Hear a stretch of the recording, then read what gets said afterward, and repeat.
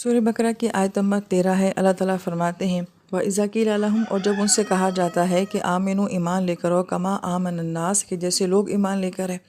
قالو، تو وہ کہتے ہیں آنؤمنو، کیا ہم ایمان لے کر ہیں کما آمن السفہاء، جیسے کہ بے وقوف ایمان لے کر آئے۔ اللہ، تو خبردار ہو جاؤ، انہم، بے شک وہ، ہم اور وہی ہیں، السفہاء، جو بہت بے وقوف ہیں، ولکن لا یعلمون، لیکن وہ اس بات کو جانتے نہیں ہیں۔ اب آیت مبارکہ میں یہ کہا جا رہا ہے کہ جب ان سے کہا گیا کہ ایمان لے کر آؤ، کس نے کہا یہ آیت مبارکہ میں نہیں بتایا گیا ہے، تو اس کا مطلب ہے کہ یہ دعوت کا وہ انداز ہے جسے ہم پرائیویٹ میٹنگ کہتے ہیں، یا تنہائی میں جا کے کسی کو سمجھانے والی بات ہوتی ہے۔ اس طرح سے ان کو کہا جا رہا ہے کہ اگر تم نے ایمان لانا ہے تو الناس جیسا ایمان لے کر آؤ۔ تو یہ بھی ایک دعوت دینے کا انداز ہے کہ کبھی سر عام کہنا پڑتا ہے، اور کبھی تنہائیوں میں 1 to 1 بیٹھ کے بھی جو ہے وہ ایک دوسرے کو سمجھانا پڑتا ہے۔ پھر اس کے بعد کہا جا رہا ہے کہ ناس جس طرح سے ایمان لے کر آئے ہیں، تو یہ کون سے ناس ہیں؟ تو مفسرین کرام فرماتے ہیں کہ ایک رائے یہ کہ ابو بکر صدیق، حضرت عمر رضی اللہ عنہ جیسے صحابہ کرام، کہ اگر ایمان کا معیار تم نے دیکھنا ہے کہ ایمان کیسا ہونا چاہیے، تو ان کا ایمان دیکھو، ان کی قربانیاں دیکھو، اور ان کا ایثار دیکھو کہ اس طریقے سے تم نے ایمان لے کر آنا ہے۔ یہ ایک رائے ہے۔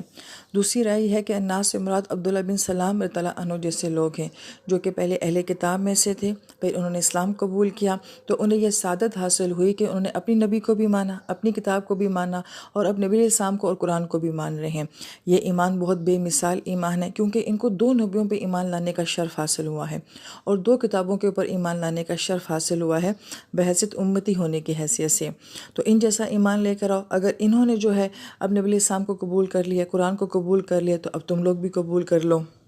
اور الناس کے بارے میں جو ایک تیسری رائے پائی جاتی ہے، وہ تعویل عام کی حیثیت سے اگر ہم دیکھیں تو ناس سے مراد یہ ہے کہ ایمان لے کر آؤ جیسے کہ سب لوگوں کا ایمان ہوتا ہے، ویسا ہی ایمان لے کر آؤ، یعنی کہ یہاں پہ کوئی خاص معیار نہیں دیا گیا۔ اور اس کی وجہ کیا ہے؟ کیونکہ ہم یہ کہتے ہیں کہ ہم تو ابو بکر صدیق طرح عنہ جیسے نہیں ہو سکتے، صحابہ جیسے نہیں ہو سکتے، فلاں جیسا ہم اپنے آپ کو نہیں تبدیل کر سکتے ہیں۔ تو گویا کہ یہ سوچ، یا یوں کہیں کہ شیطان ہمیں اس طریقے سے بہکاتا ہے کہ پھر ہم کچھ بھی کرنے کو تیار نہیں ہوتے ہیں۔ تو یہاں پہ یہ کہا جا رہا ہے کہ ایک دم تمہیں کوئی بہت بڑا معیار نہیں دیا جا رہا ہے، بلکہ جیسے عام لوگ ایمان لے کر آتے ہیں ویسے ہی ایمان لے کر آ جاؤ۔ تو یعنی کہ اس آیت مبارکہ کو اگر ہم اس دور کے لحاظ سے دیکھیں گے، تعویل خاص کے لحاظ سے دیکھیں گے، تو اس وقت میں تو ایمان کا یہی معیار تھا جو کہ صحابہ کرام کا معیار تھا ایمان کا، اس سے کم پہ کمپرومائز نہیں ہو سکتا تھا۔ لیکن اگر اس آیت مبارکہ کو آج کے دور کے لحاظ سے دیکھا جائے تو پھر ہمارے لیے شاید وہ معیار ابتداءً نہیں ہوگا کہ ہر انسان ابتدا میں جو ہے وہ عام لوگوں جیسا ایمان لے کر آئے، ایک کوشش کرے، پہلا قدم اٹھائے، پھر آہستہ آہستہ جو ہے اللہ تعالیٰ اس کے ایمان کو آگے بڑھا دیں گے۔ لہٰذا ہماری منزل یا ہمارا ٹارگٹ تو وہی ہونا چاہیے، لیکن یہ کہ انسان ایک دم جو ہے وہ اس معیار پہ نہیں پہنچ سکتا، تو اس کے لیے آسانی کہی گئی ہے کہ عام لوگوں جیسا ہی ایمان لے کر آ جاؤ۔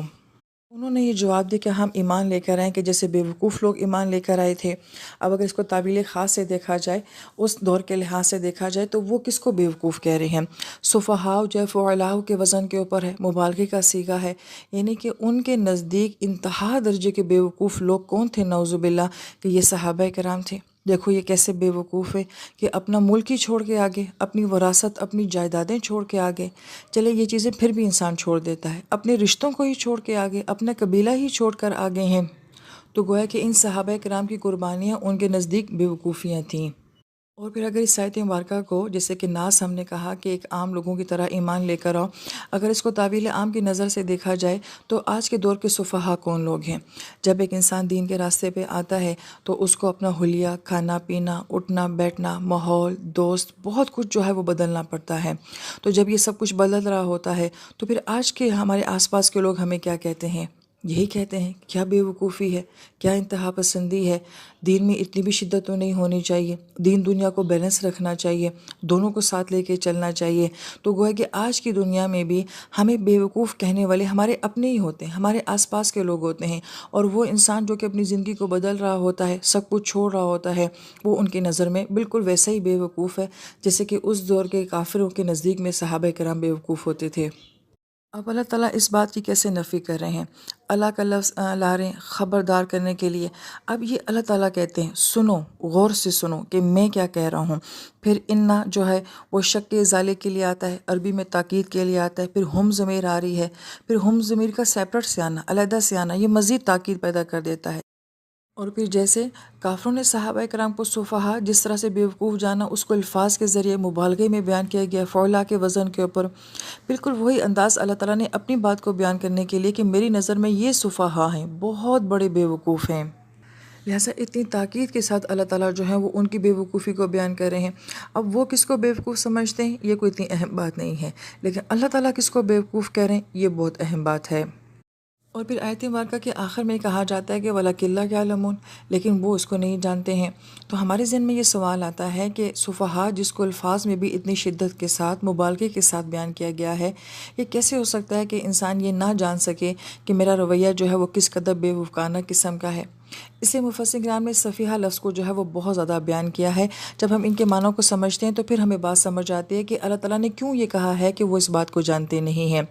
لہٰذا پہلا معنی جو صفحاء کا بیان کیا جاتا ہے کہ یہ لفظ صفیحہ سے ہے، اور صفیحہ کا مطلب ہوتا ہے ظاہر الجاہلیہ، ایسا انسان کہ جس کے منہ میں جو کچھ آتا ہے وہ بول دیتا ہے، جو اس کا دل آتا ہے وہ کر گزرتا ہے، یعنی کہ وہ سوچتا نہیں ہے کہ میں کیا بول رہا ہوں اور میں کیا کر رہا ہوں۔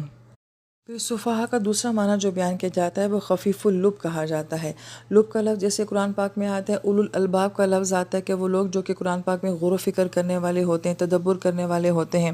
لیکن یہ ایسا انسان ہے کہ جس کی عقل بہت ہلکی ہے، کہ وہ جو کام کر رہا ہوتا ہے وہ یہ نہیں سوچ رہا ہوتا یہ میں کیوں کر رہا ہوں، اس کا مجھے کیا فائدہ ہے، اس کا مجھے کیا نقصان ہوگا، بس وہ کیے چلا جاتا ہے۔ جس کی اس کی مثال آج کے علماء کرام دیتے ہیں کہ موبائل کا استعمال کرنا، ایک ایپیسوڈ ہے، دوسری ایپیسوڈ ہے، ایک سیزن ختم ہو رہا ہے، دوسرا سیزن آ رہا ہے، ایک گیم کا راؤنڈ مکمل ہو گیا، دوسرا راؤنڈ آ رہا ہے۔ انٹرٹینمنٹ کی ایک ایسی دنیا ہے جو کہ نہ ختم ہونے کا نام لیتی ہے، تو پہلے تو اس کو ہی دیکھتے رہتے ہیں، اور جب وہ دیکھنا بند کر دیتے ہیں، تھک جاتے ہیں، تو جو کچھ دیکھا ہوا ہوتا ہے پھر اس کو سوچتے رہتے ہیں۔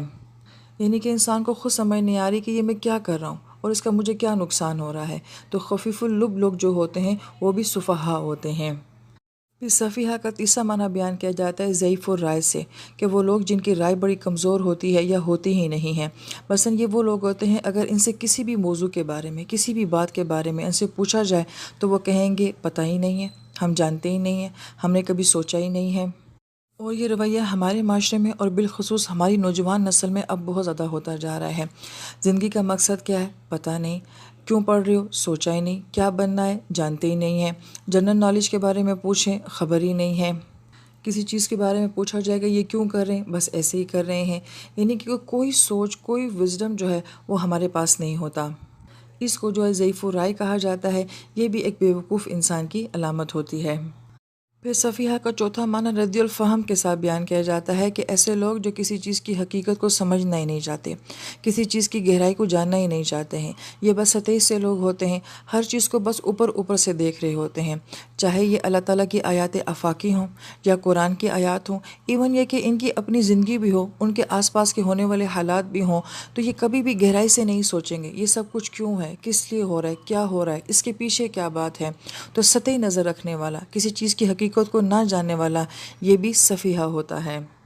معنی صفیحہ کا بیان کیا جاتا ہے مستغفل قدر، کہ ایسا انسان جس کا اندازہ بہت کمزور ہوتا ہے، اس کے اندر یہ صلاحیت نہیں ہوتی کہ وہ کسی بھی سچویشن کو دیکھ کے وہ اس بات کا اندازہ لگا سکے کہ آخر اس سچویشن سے کیا ہونے والا ہے یا کیا ہو رہا ہے۔ تو وہ لوگ جن کی آبزرویشن، جن کا مشاہدہ، جن کا اندازہ جو ہوتا ہے وہ بہت کمزور ہوتا ہے، ان کو بھی صفیحہ کہا جاتا ہے۔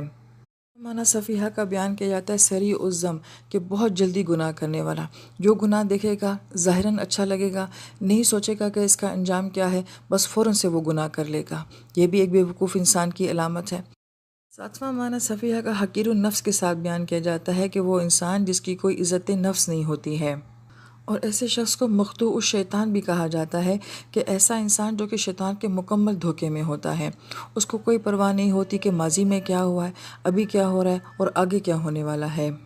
اس لیے صفیحہ کو جو ہے وہ دائم العصیان بھی کہا جاتا ہے، کہ وہ شخص جو کہ ہمیشہ گناہ کی طرف ہی مائل رہتا ہے۔ اور اس کا 10واں معنی اسیر الطغیان سے بھی بیان کیا جاتا ہے، کہ ہمیشہ سرکشی میں قید رہنے والا، کہ صفیحہ کو جو کردار بیان کیا جا رہا ہے کہ ہمیشہ غصے میں رہنا، ضد میں رہنا، مقابلے میں رہنا، تو گویا کہ اپنے رویے کا وہ قیدی بن جاتا ہے۔ اور اس کا 11واں معنی ملازم الکفران سے بیان کیا گیا ہے، کہ جب بھی بات کرتا ہے ہمیشہ ناشکری کی بات کرتا ہے، مثبت پہلو کو نہیں دیکھتا، ہمیشہ منفی پہلو کو دیکھتا رہتا ہے۔ لہٰذا یہ تمام رویے ایسے ہیں جو کہ صفحاء کے اندر پائے جاتے ہیں، اور اگر ان تمام معنوں کو دیکھا جائے تو پھر ہمیں یہ بات سمجھ آتی ہے کہ اللہ تعالیٰ کیوں فرماتے ہیں وَلَٰكِن لَا يَعْلَمُونَ، کیونکہ وہ جانتے نہیں ہیں۔ کیونکہ جب ایک ایسا انسان کہ جس کے پاس گہرائی نہیں ہے، سوچ نہیں ہے، وزڈم نہیں ہے، وہ کسی بات کا اندازہ کر ہی نہیں سکتا ہے، کسی چیز کی حقیقت گہرائی کو جاننے کی کوشش ہی نہیں کرتا ہے، تو وہ کیسے اپنے آپ کا اندازہ لگائے گا کہ میں جو کر رہا ہوں یہ غلط ہے یا صحیح ہے؟ لہذا یہ لوگ جو ہوتے ہیں ساری زندگی اپنے آپ کو صحیح سمجھتے رہتے ہیں، دوسروں کو غلط سمجھتے رہتے ہیں، لیکن اصل میں یہ خود غلط ہوتے ہیں۔ لہٰذا ان کی بیوقوفی کا اندازہ اس بات سے لگایا جا سکتا ہے کہ یہ سوچتے ہی نہیں ہیں کہ آخر ان صحابہ کرام نے اپنا قبیلہ کیوں چھوڑا، رشتے کیوں چھوڑے، اور یہ اپنی ہجرت کر کے اپنی وراثتیں جو ہیں اور اپنا سارا کاروبار وہاں چھوڑ کے یہاں پہ مفلسی کی زندگی اس ہستی کے ساتھ کیوں گزار رہے ہیں؟ آخر ان کی کیا سوچ ہے، ان کا کیا وزڈم ہے، اور کس جذبے نے یا کس ایمان نے ان سے یہ سارے کام کروا لیے ہیں؟ اتنی گہرائی میں یہ لوگ بات نہیں سوچتے ہیں، اور یہ سب کرنا کوئی آسان بات تو نہیں ہے۔ لہذا جو یہ سب کچھ کر رہے ہیں وہ ان کے نزدیک بے وقوف ہیں، تو ان کی اس رائے سے اندازہ لگایا جا سکتا ہے کہ ان کی اپنی عقلیں اور اپنی سوچیں جو ہیں وہ کتنی سطحی ہیں۔ ورنہ ہر ذی شعور انسان جو ہے وہ اس بات کو سوچتا ہے کہ آخر ایسی کیا بات ہے اس نبی میں، آخر یہ ایسی کیا بات کرتے ہیں کہ جس کی وجہ سے ایک انسان جو ہے اپنے ماں باپ کو چھوڑنے پہ بھی آمادہ ہو جاتا ہے، اپنی اولادوں کو، اپنے شہر کو، سب کچھ چھوڑنے پہ آمادہ ہو جاتا ہے۔ تو وہ غور ضرور کرے گا کہ یہ کوئی معمولی جذبہ نہیں ہو سکتا کہ جس کے لیے انسان اتنی بڑی قربانیاں دے دے۔ تو وہ لازمی بات ہے اس حقیقت کو جاننے کی کوشش کرے گا، مگر صفحاء کے اندر اس بات کی صلاحیت نہیں ہوتی ہے۔